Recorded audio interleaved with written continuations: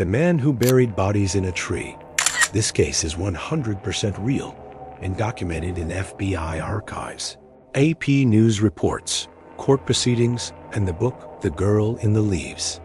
The story of Tina Herrmann, Kody Maynard, and Stephanie Sprang gripped Ohio in 2010 with one of the most shocking discoveries ever made beneath a rural home. Mount Vernon, Ohio, a quiet town with big skies and quiet roads, the kind of place where families felt safe.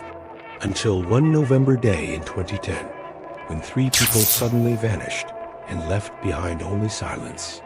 Tina Herrmann, a 32-year-old mother, failed to show up for work at a local grocery store. Her boss called the police. That simple act may have saved a life. Deputies visited her home and found a disturbing scene. Blood, a lot of it, streaked across floors, pooled in corners, soaked into the carpet. But no bodies, no signs of forced entry. Just a terrified dog locked in the basement, and a house frozen in horror. Tina's 13-year-old daughter, Sarah Maynard, Tina's friend, Stephanie Sprang, and Sarah's brother, Kody, were all missing. No one had heard from any of them. The town braced itself. Flyers went up. Search teams combed through woods. The nation watched. The police followed every thread, but the breakthrough came when they traced cell tower pings from one of the victims' phones. It led them to a house in nearby Apple Valley, owned by Matthew Hoffman, a 30-year-old unemployed tree trimmer with no criminal history. Inside his home, police found something else: leaves, tens of thousands of them, piled waist-deep in rooms, stacked in mounds on the floor. The entire house was filled with the smell of decay and mulch. Walls were stripped bare. The refrigerator had only a single red slush puppy. It felt like walking into madness. Then came the basement. Tied up, gagged, and terrified was Sarah. She'd been held captive in that cold, leaf-filled hell for 4 days. Hoffman had fed her sandwiches, let her watch movies, and promised to take her sledding when the snow came.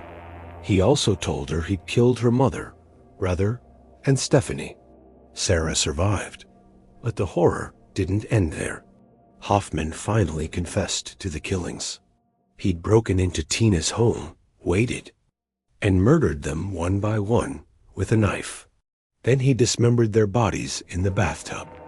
Their remains were stuffed into a hollow tree in a nearby nature preserve, a tree Hoffman had picked out in advance. Why? Because he liked trees.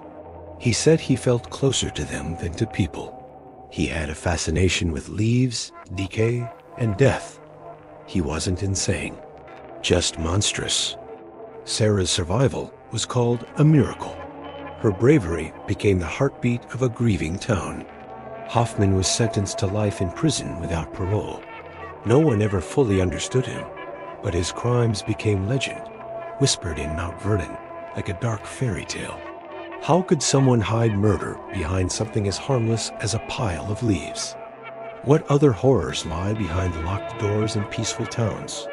Sometimes evil wears a face so ordinary, it walks right past you unnoticed until it opens the basement door